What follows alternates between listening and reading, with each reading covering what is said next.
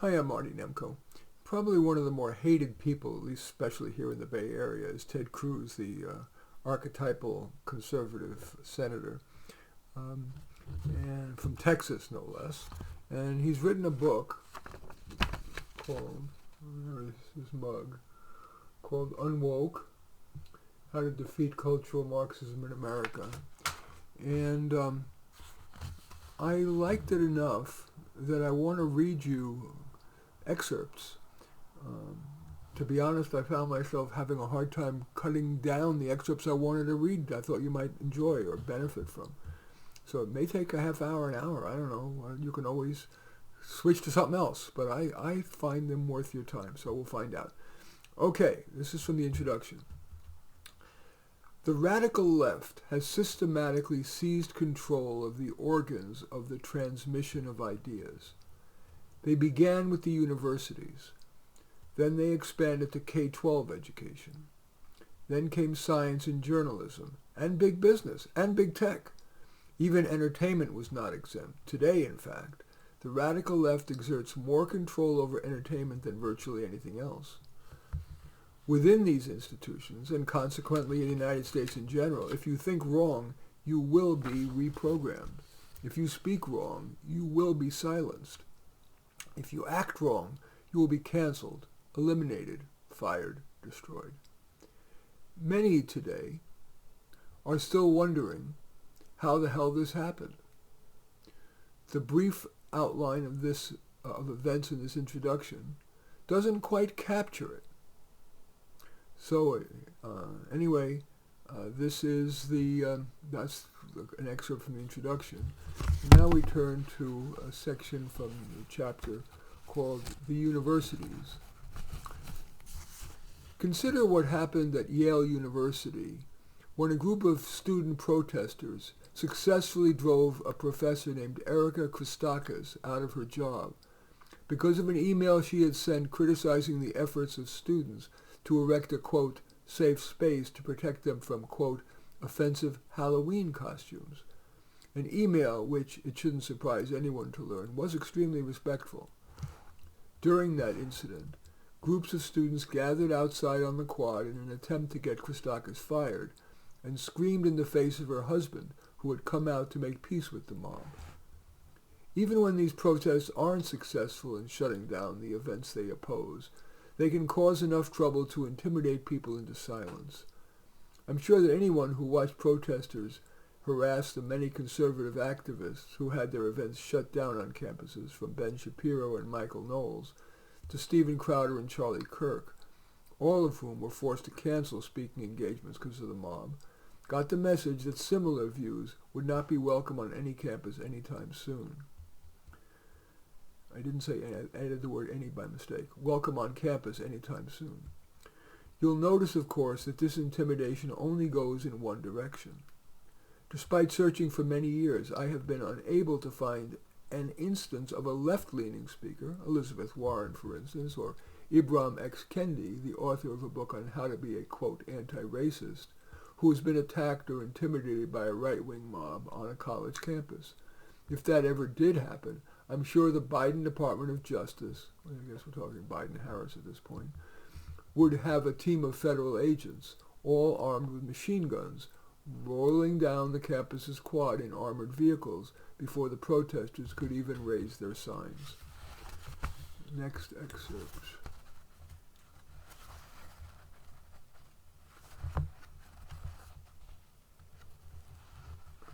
Okay. This is from the chapter, The Newsroom Revolution.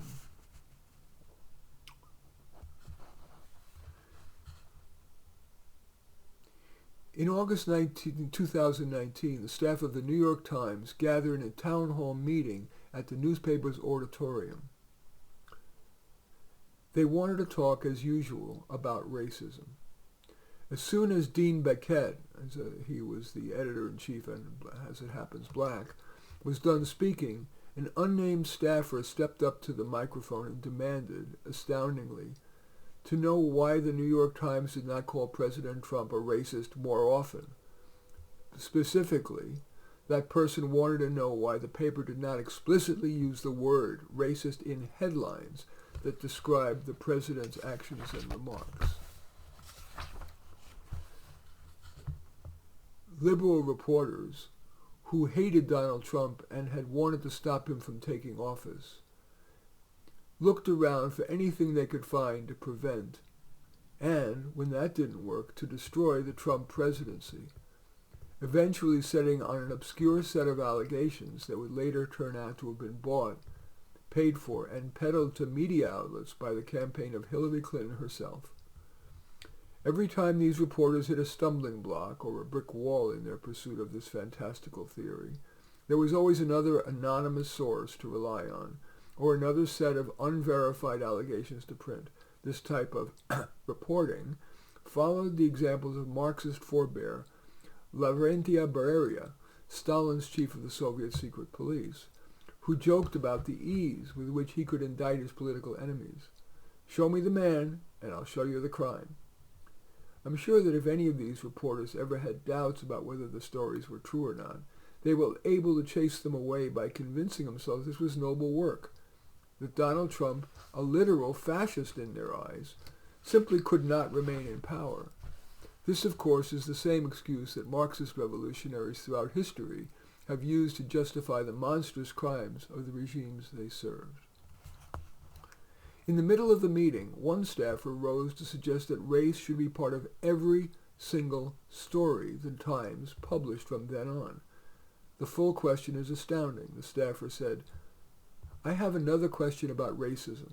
I'm wondering to what extent you think that the fact of racism and white supremacy being the sort of foundation of this country should play in our reporting.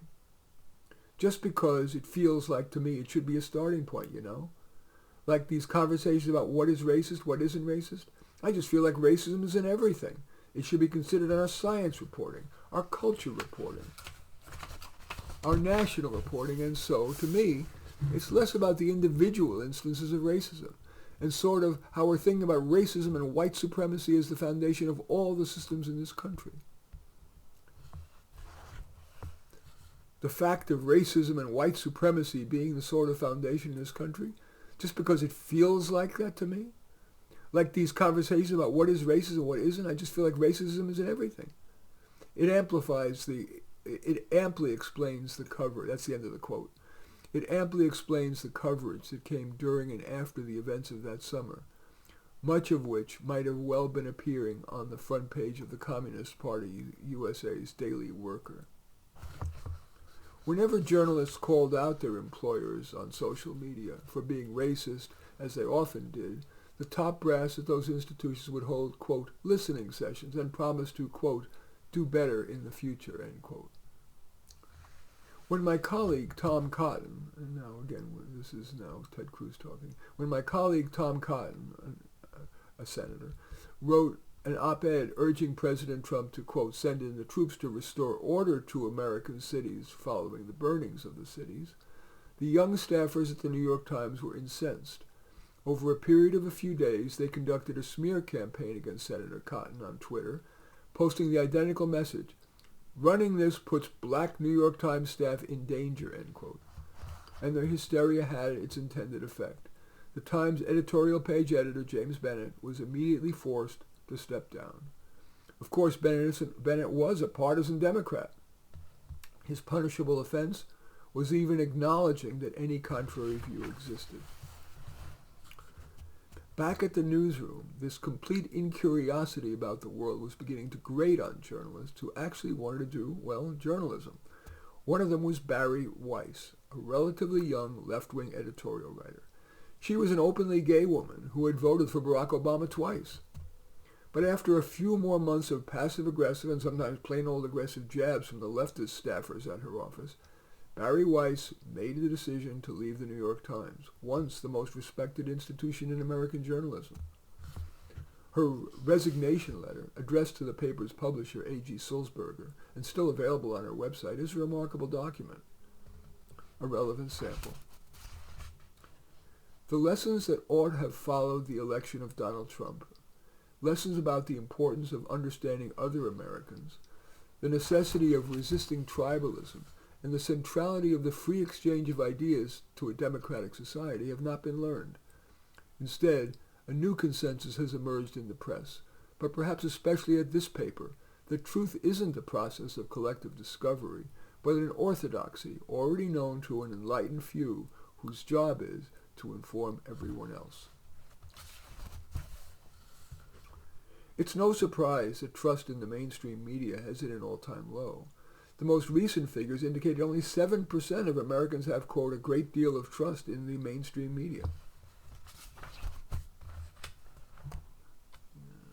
Quote. Okay. This is from the chapter Big Tech. We began hearing about an open secret. It was about the tendency of big tech platforms like Twitter, Facebook, YouTube, and Google, this was before Elon Musk bought Twitter, to, quote, shadow ban conservative content. The allegation was that the employees at these tech companies, who, as everyone knew, were almost exclusively on the left, were intentionally limiting the reach of conservative figures online. With each passing day, these allegations became more and more plausible. A simple Google search about a hot topic would yield results from uniformly left-wing publications, typically relegating more conservative content to the 8th or 9th page of the search results, which in terms of the internet might as well be Siberia. Numerous conservative figures who use Twitter as their primary means of communication reported that their, quote, engagement, meaning the number of people who could see and share their posts, would suddenly plummet with no explanation. One day, the posts that a conservative person would be getting millions, even tens of millions of views. The next day, those numbers would be the thousands or even hundreds. The same thing also happened on YouTube, the video streaming service that Google acquired in 2006. As users who posted conservative content regularly saw their reach stifled, and at times were even notified that their accounts had been demonetized or that their videos could no longer be shared.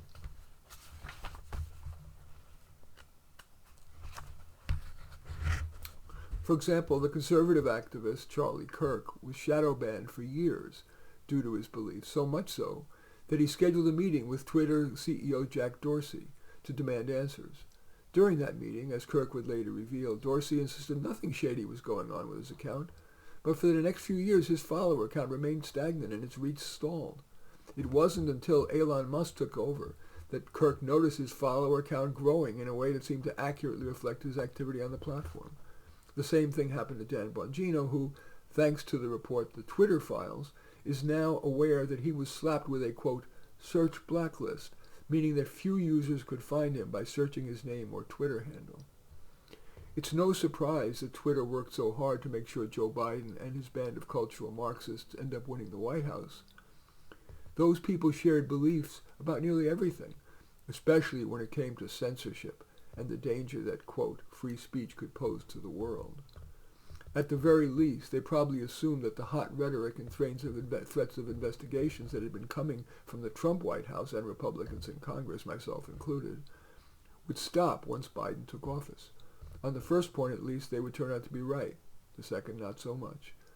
That's why, during the most heated months of the election, the woke staffers of Twitter worked so hard to please their overlords on the Biden campaign.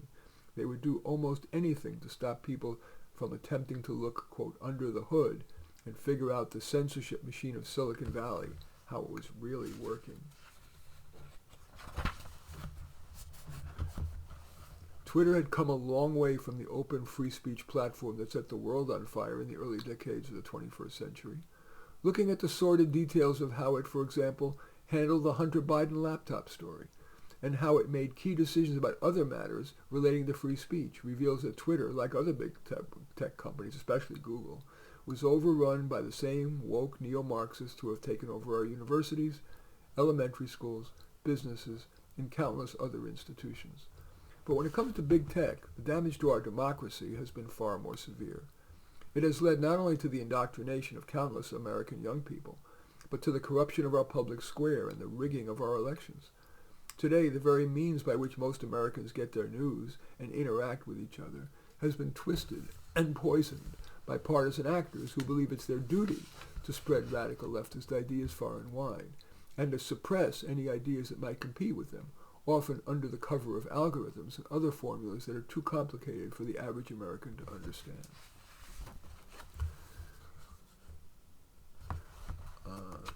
see, a guy named who wrote a book called Alam Bukhari wrote a book called, just trying to find context. Sorry, I don't remember, but he can't find it. But he wrote, Google may not be a quasi-state-run organization like the BBC. He's British. Indeed, Google is far more powerful, but it regularly makes similar public commitments to neutrality. Its CEO has even done so under oath before Congress. What's more, with its dominance over search results, online news aggregation, and smartphone operating systems, Google's capacity to influence democratic elections goes far beyond that of any other company. The only entities that come close to its potential influence are the other Silicon Valley giants such as Facebook and Twitter. Reading Bukhari's book, it's called #Deleted, which was released in September 2020 and contains this anecdote in its first chapter, makes us see how soon after Donald Trump's election it was that the cultural Marxists at big tech companies, who of course blamed the new president's election on sexism, racism, xenophobia, and the patriarchy, everything they were taught to smash during their years at our nation's left-wing universities, sprang into action. One small group of employees at Facebook, according to a BuzzFeed article published shortly after the election, got together to rewrite code in a way that would suppress, quote, fake news. Another group drew up an entirely serious plan to move the company's headquarters to Canada. Others, according to Bukhari, quote, discussed ways to change their group's purchasing decisions to boycott small businesses whose owners supported Republicans, end quote. Over at Twitter, the bar for what was considered, quote, hate speech came way down. Suddenly, hate speech was anything that might, even in some indirect way, lead someone somewhere to think that Donald Trump was not an actual Nazi, which presumably nearly every employee at Twitter thought he was. That meant that any conservative influencer or person who interacted with conservative accounts was now liable to be de-amplified, shadow banned, or shut down simply for their political opinions, and that they would have no recourse for getting their accounts reinstated once the ban took effect. Again, if they complained, these people would be swiftly reminded that Twitter was a private company which could ban anyone at any time for any reason.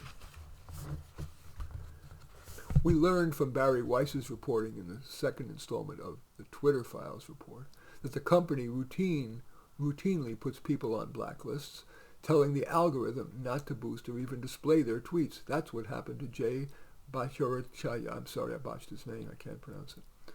Bhattacharya, a professor at Stanford University who awoke one morning to find that his follower count, as well as in his engagement numbers, had declined sharply after he posted several true facts about the inefficacy of lockdowns. What many people called shadow banning, according to one of Weiss's sources, Twitter employees call visibility filtering. It was used by employees at Twitter to, quote, block searches of individual users, to limit the scope of a particular tweet's discoverability, to block select users' posts from ever appearing on the trending page, and from inclusion in hashtag searches, all without users' knowledge, end quote. Of course, the accusations of, quote, hateful speech and misinformation only seem to flow in one direction, left to right. The left-leaning staffers at Twitter would accuse just about everyone on the right of violating Twitter's terms of service, place secret restrictions on their accounts using complex algorithms, and then pretend they had no idea what was going on when people began asking questions. This double standard produced some interesting results. Consider the case of Sarah Jiang, who was hired to become a member of the New York Times editorial board. Shortly thereafter, it was discovered that a few years earlier, Jiang had made multiple blatantly racist comments using her Twitter account. In one of the messages, she had said gleefully, quote, white people have stopped breeding. You'll all go extinct soon. This was my plan all along, end quote. In another, she had asked, are white people genetically predisposed to burn faster in the sun, thus logically being fit only to live underground like groveling goblins, end quote? Sadly, there were more. In another, Jiang had said, oh man, it's kind of sick how much joy I get out of being cruel to old white men, end quote. These tweets had been public for years, but it was only when the New York Times hired Jiang to write about social media and technology a job that surely would have required them to scroll through her Twitter account, at the very least to see if she had called an entire race groveling goblins, that people began to dig through the various racist things she had said and reposted them on Twitter. It will not surprise you that Twitter did not ban Sarah Jeong for hate speech when she posted the first posted the messages, or when they resurfaced. They didn't take down the posts either.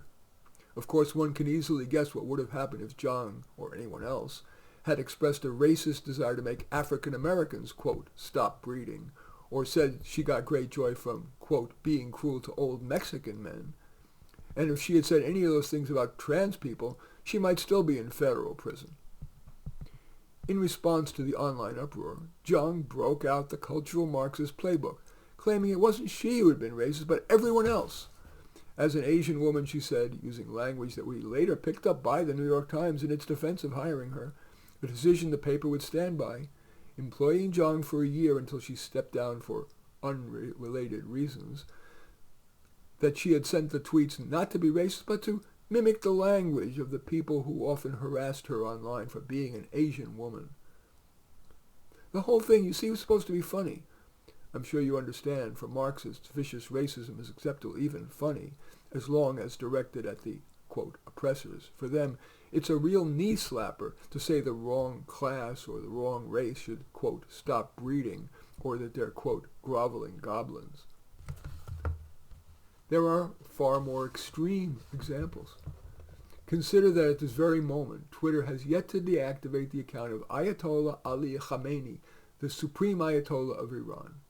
This is a man who regularly calls for the overthrow of what he calls, quote, the usurping Zionist regime, meaning Jews, and who often refers to the United States as deceitful, untrustworthy, and backstabbing, among other things.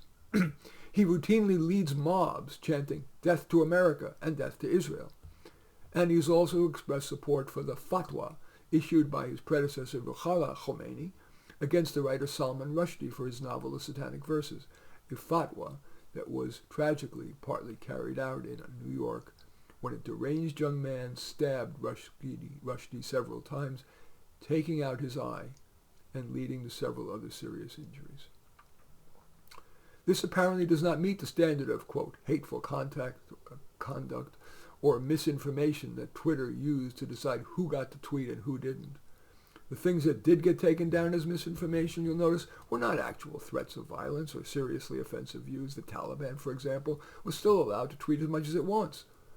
Rather, the things that were commonly labeled misinformation by Twitter were the kinds of things that were apt to offend a very specific kind of affluent, probably white liberal, living in a major city in the United States. That means no inconvenient facts about COVID, election security, or the sterilization of children. We'll get to that soon. But it wasn't until the election of 2020 when the liberals at Twitter, Facebook, and Google began believing that the, quote, literal Nazi in the White House might soon go away.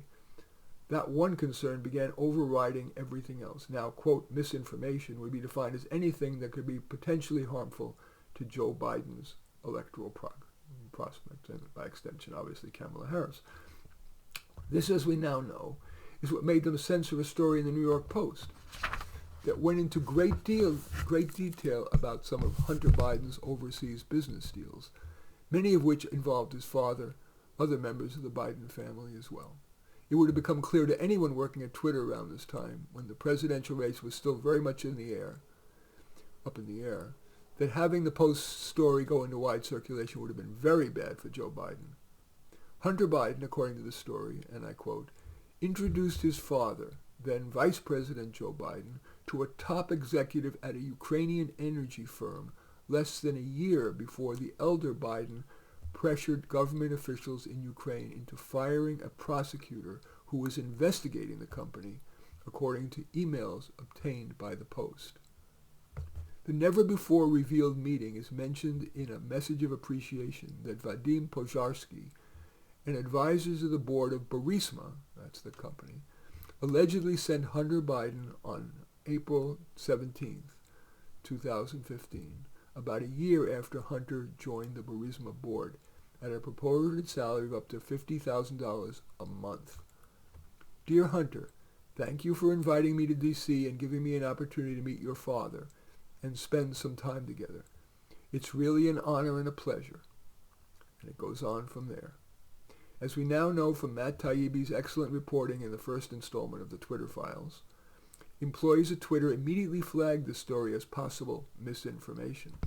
They removed links to it, stopped it from being shared, and even blocked its transmission via direct message, a tool, Taibbi points out, quote, hitherto reserved for extreme cases like child pornography, end quote.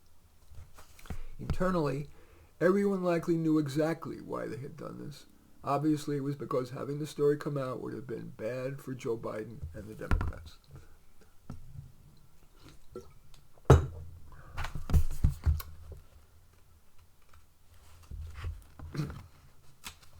The cost of equity. From their first days in the White House, the folks in the Biden-Harris administration appear to have been governing according to the principles of cultural Marxism. Hardly a day goes by when they don't speak about equity and anti-racism as if they are the highest goals of the American government. Most of the executive orders the president has signed and the key legislation his administration has tried to pass include provisions about race, gender, and past oppression that would completely reorient the goals of the federal government.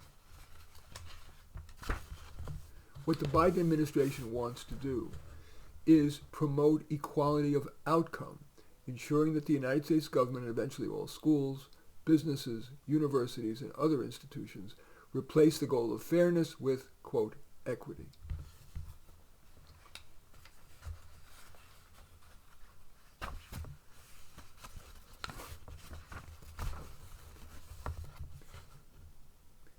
Here is a list of things recently labeled, quote, racist by the Biden administration. Presumably they believe we should address all of them through government action to bring about a perfect equity. Each of these items comes from a real article or book, links to which can be found in the endnotes of this book. Car accidents, math, hiking, television, being nice to other people, beer, disaster preparedness, Latin and Greek, and classical music.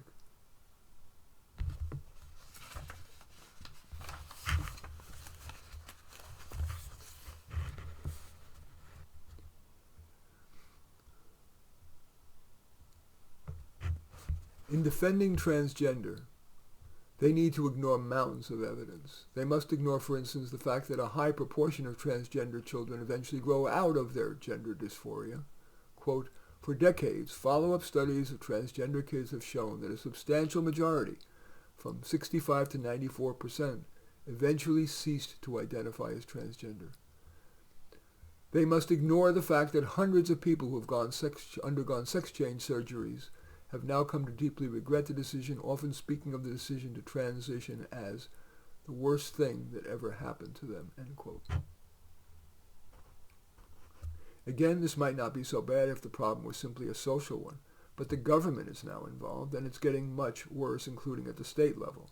The California State Assembly has passed a bill that would take custody and visitation rights from parents who don't, quote, affirm a child's gender. A new law in Washington state allows shelters to take in, quote, transgender minors, children, without notifying their parents, effectively permitting state-sanctioned kidnapping when parents don't go along with the new dictates of the left. When Joe Biden says that providing gender-affirming care, quote unquote, is the best way to show our children love, understand what that means. It means that in the name of their extreme ideology, the cultural Marxists now want children under the age of 16 to be subjected to life-altering drugs and permanent sterilization. Teenage girls are having double mastectomies. And this is now a multi-billion-dollar business as clinics and hospitals nationwide. My view is simple. No child has the maturity to make that serious life-altering decision to be sterilized or permanently mutilated. And any adult who does that to a child is engaged in child abuse.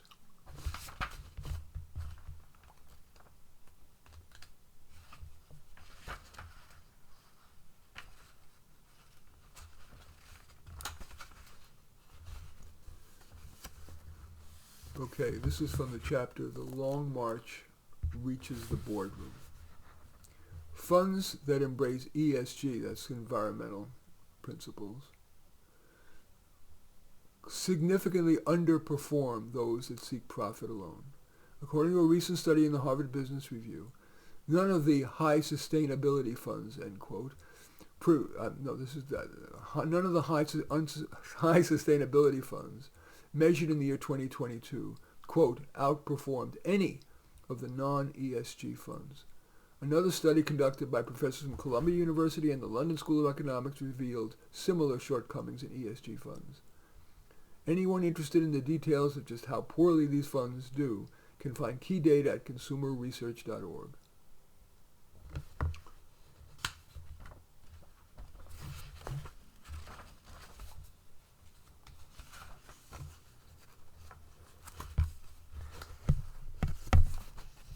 FTX, that is the corrupt cryptocurrency fund. FTX executives donated more than $44 million to left-leaning PACs and similar organizations in the 2022 election cycle. Sam Bankman-Fried, the head of FTX, personally donated $5.2 million to support the campaign of Joe Biden alone. Then, less than 3 years after the presidential election, FTX appeared to have been nothing more than smoke and mirrors. By the time FTX customers noticed they were missing a collective $8 billion, it was too late. The company had no choice but to declare bankruptcy. Sitting in the home of his parents, in the aftermath of all this financial carnage, Bankman-Fried began a remarkably candid text exchange with a journalist from Vox, who asked Bankman-Fried if, quote, the ethics stuff, end quote, had been, quote, mostly a front, to cover for the fact that he didn't really know what he was doing when it came to the business side. His response was, yeah, I mean, it wasn't all of that, but it's a lot. FTX got a pass for years because it said all the right things, donated to the right causes, and gave money to the right left-wing politicians. If you ask the experts from the various foundations around the world who are currently in charge of deciding which companies are considered good according to the Great Reset crowd and which are not, they would have told you that FTX was exemplary and that ordinary companies like Exxon should strive to be more like it. As we've seen, the Global Energy Corporation was punished with a lower, quote, governance score than the crypto bros at FTX, right until the moment the whole thing came crashing down. Undoubtedly, more than a few company executives have been using ESG as a front to earn favor with the left, and, as with FTX, to distract outside observers from paying attention to business or ethical problems within the company. When Vox reporter Kelsey Piper asked Bankman-Fried about that, his response in the text exchange was stunningly honest. Piper asked, "You were really good about talking about ethics, for example, for someone who kind of saw it as a game with winners and losers." Bankman-Fried said, yeah, I had to be. It's what reputations are made of to some extent. I feel bad for those guys who got fucked by it, by this dumb game we woke Westerners play when we all say the right shibboleths, and so everyone likes us. In other cases, woke priorities may fatally divert a company's employees from the core purpose of the institution. Perhaps that's what also happened at the recently collapsed Silicon Valley Bank, which was more focused on ESG and diversity, equity, and inclusion than virtually any bank in America. The executives of the bank were so concerned about these that they seem to have forgotten to check up on the, banking. Ultimately leading to the second largest bank failure in U.S. history. For a full 8 months, Silicon Valley did not even have a chief risk officer. That's the person who's supposed to look at the bank's balance sheet, run the numbers, assess whether the investments the bank had made might lead to losses that the bank couldn't cover. The chief risk officer is supposed to make sure that even in the event of a disaster, the bank will still be able to survive. If the chief risk officer finds that's not the case, which is exactly what anyone who took that job would have found, they're supposed to act quickly. But that didn't happen. Instead, executives focused on making sure the bank's ESG score was in top shape, and that they came up with plenty of DEI initiatives. For a while, the top financial risk manager at Silicon Valley Bank, UK, was focused on instituting, quote, safe spaces for, quote, coming out stories and planning, quote, the company's first month-long Pride campaign, according to the New York Post. Then the bank met the fate that ultimately befalls many financial institutions that put wokeness over profit and good business. It failed in spectacular fashion, taking billions of dollars and many careers down with it. The Biden-Harris administration, which consistently protects its ideological allies, swiftly stepped in and saved the depositors at Silicon Valley Bank to the tune of $15.8 billion, demonstrating that having friends in the Biden-Harris White House matters more than practicing sound financial risk management. Does anyone believe that the Fed would have stepped in to bail out a bunch of oil and gas producers who had invested in a bank in Texas that went under?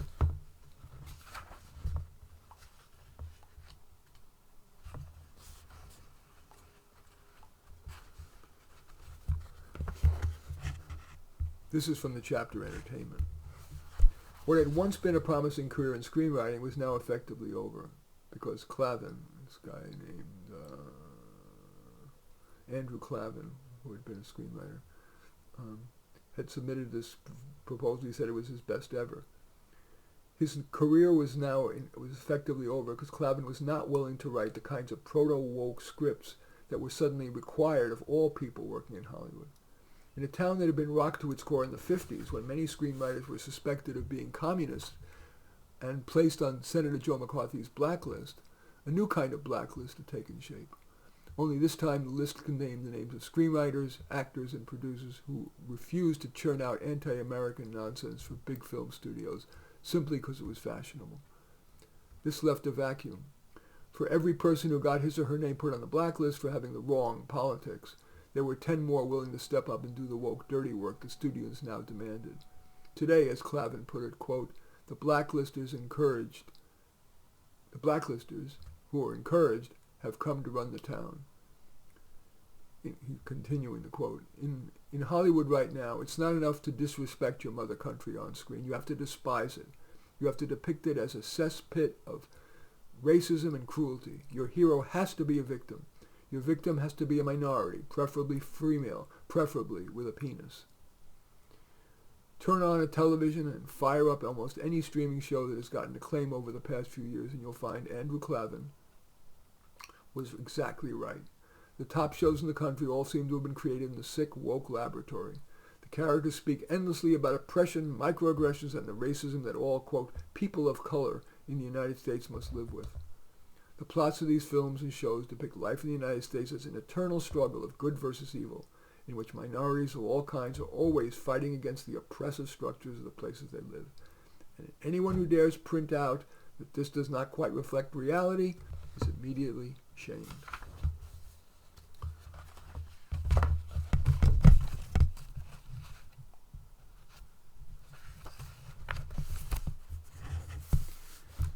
This would certainly explain how strange and outwardly woke most programming for children has become.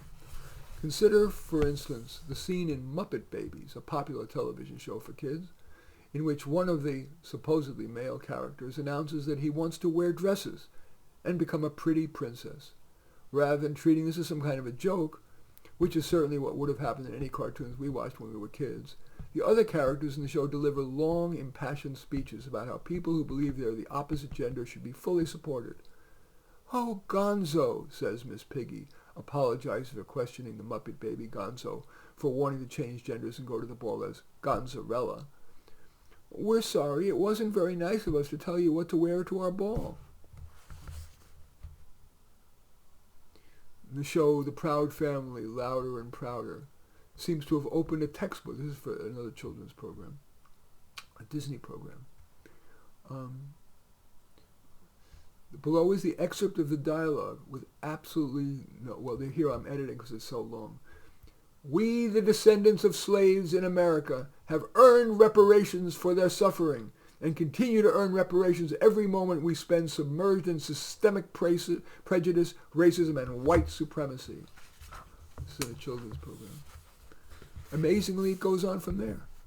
Images of chains, whips, and a crumbling Mount Rushmore flash on the screen as the characters perform their monologue in a kind of strange, semi-religious chant, apparently written to stir the kids watching from home into revolutionary anger. This, in the neo-Marxist left ideal world is what children would watch all day.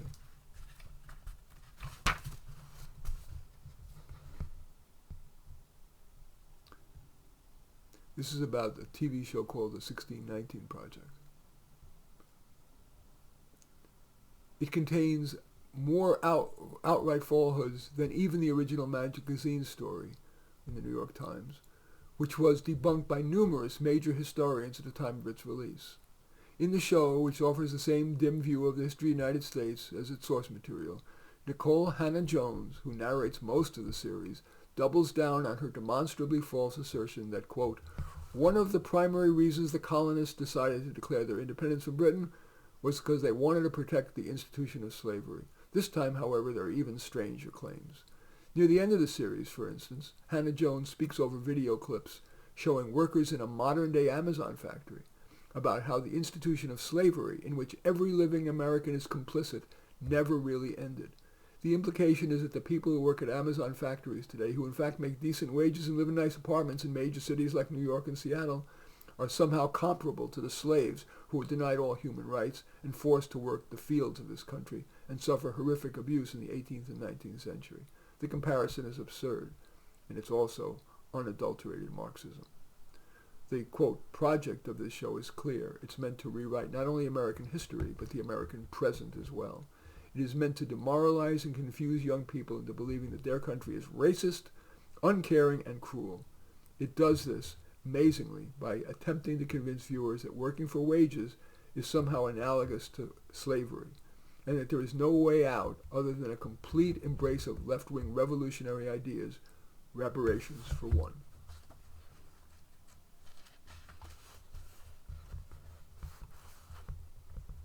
By most accounts, the woke movement in sports began with Colin Kaepernick, who decided, like many mediocre celebrities before him, that the best way to distract from his faltering career was to appeal to left-wing politics. In the beginning, this was small gestures. Kaepernick began kneeling during performances of the national anthem that always opened football games.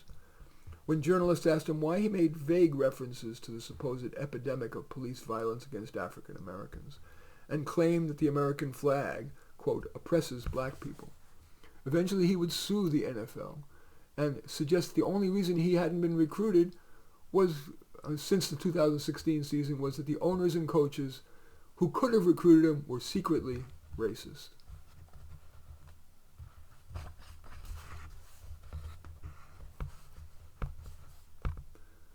Some sportscasters are even preempting the mob. In August 22, an anchor on ESPN suggested that the term Mount Rushmore, often used to list the 4 greatest athletes in a given category, be retired because it's offensive. A few months later, the National Hockey League held a draft in Middleton, Wisconsin, meant only for trans players. When fans of the league reacted with bafflement, the league tweeted, "Trans women are women. Trans men are men. Non-binary identity is real." Over the same period, the National Basketball Association, recently voted number 1 on the, quote, worst of the woke list, as compiled by the New Tolerance campaign, has made countless statements about what a horrible place the United States is to live in for people who are members of, quote, marginalized groups. Countless players in the NBA replaced the names on the backs of their jersey with slogans coined by the radical left. Suddenly, anti-racist was passing the ball to justice, then jumping over Black Lives Matter to score. Notably, the NBA refused to allow Free Hong Kong because woke virtue cannot get in the way of the almighty dollar, and China drives much of this. That same year, Black Lives Matter, which also happens to be the name of an explicitly Marxist organization, was emblazoned on the hardwood of NBA basketball courts. Players fell to their knees to protest systemic oppression as fans watched from home, confused and annoyed at the sudden infiltration of politics into one of the few areas of life that was supposed to stay apolitical. This is from the chapter, The Science. Consider what happened to the physicist Stephen Hsu, HSU, who was forced to resign from his position as senior vice president for research at Michigan State University because he had supported research that did not explicitly align with the new tenets of woke science. His crimes, according to the Wall Street Journal, quote, included doing research on computational genomics to study how human genetics might be related to cognitive ability, something that to the protesters smacked of eugenics, end quote. And, quote, supporting psychology research on the statistics of police shootings that didn't support clearly the claims of racial bias. It's important to note that Stephen Hsu was not forced to resign because he was a bad scientist, or because he had fostered or promoted bad scientists. Even his harshest critics, many of whom were themselves qualified scientists, could not find any flaws in his data or problems with the methods of the research he had supported. He was forced to resign, rather, because that research did not feel good to the woke activists who were now calling the shots. Amazingly, even getting the man fired wasn't enough for the mob. Like all good Marxists, these woke ideologues also had to smear the man's name in public, attack the research that was done under his supervision, and make sure that his story served as a warning to anyone else considering committing acts of scientific wrongthink. Shortly after Hsu resigned, the co-authors of the psychology paper about police shootings retracted it, claiming they were afraid that the research they had done might be, quote, misused by journalists and other scholars for undesirable ends.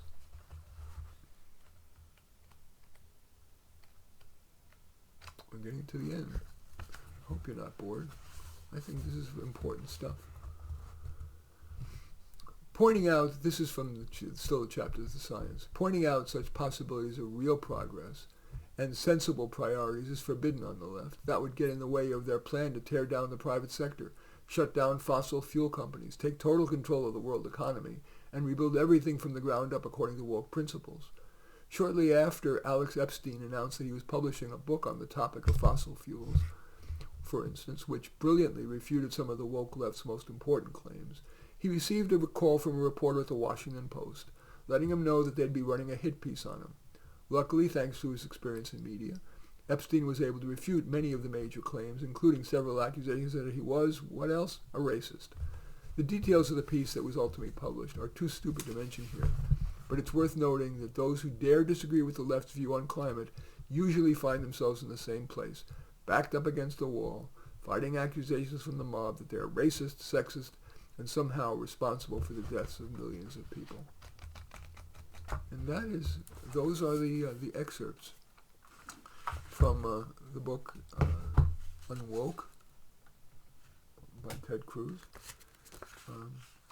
I do commend it to you, and if you stayed with me these 47 minutes, I thank you. I hope you found it worthwhile. I found this eye-opening in a world in which there is, as he's so adequately at least pointed out, there is so much censorship from the left in all of society's mind-molding vehicles, the schools, colleges, and the media that you and I rely on. In any event, I do thank you for watching. I welcome your thumbs up and accept your thumbs down. I always look forward to your comments, and especially like it if you hit the share button below. Share on your social media so my efforts can have broader impact. And I am flattered if you choose to subscribe to my channel, and certainly would welcome you to take a look at any of my 34 books. Perhaps the most relevant to this might be A Dose of Reality, but all 34 are on Amazon. Just go there, search on my name, Marty Nemko, Nemko, and you will find more than you can stomach. I do thank you for watching. I am Marty Nemko.